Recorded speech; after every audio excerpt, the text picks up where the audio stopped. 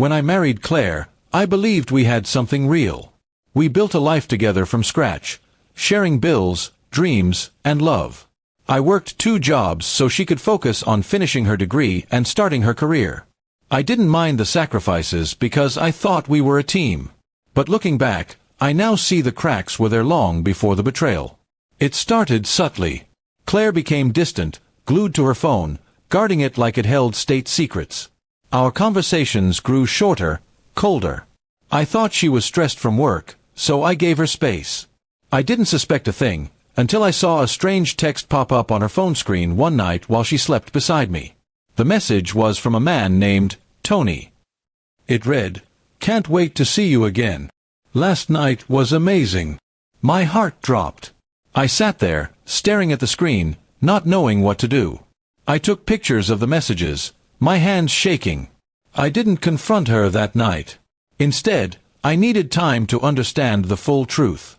Over the next few weeks, I gathered more evidence, photos, chat logs, and even a GPS tracker in her car.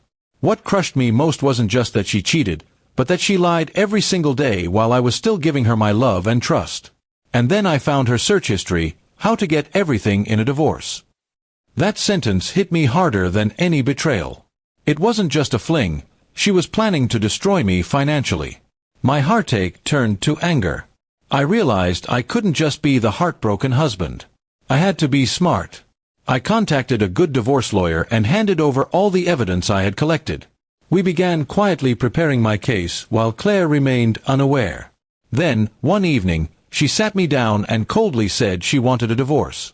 She acted like the victim, saying she felt unfulfilled.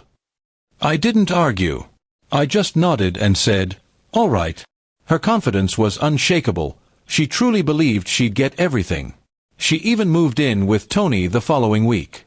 At court, she walked in smiling like she had already won. But everything changed the moment my lawyer presented the documents. Messages, photos, her online searches, even proof of her trying to hide assets. Her smile faded instantly. The judge's face turned serious, and suddenly, the courtroom felt very cold. Claire tried to deny it at first, but the evidence was overwhelming. The judge ruled in my favor. I kept the house, the savings, and even custody of our dog, everything she thought she'd take from me. Her face was pale when she realized her plan had failed. Tony didn't even show up to support her. After the ruling, she approached me outside the courtroom. Her eyes were filled with tears. She whispered, "I never thought you'd fight back." I looked at her, not with anger, but with the sadness of someone who once truly loved her. I said, "You stopped being my partner the day you planned to ruin me."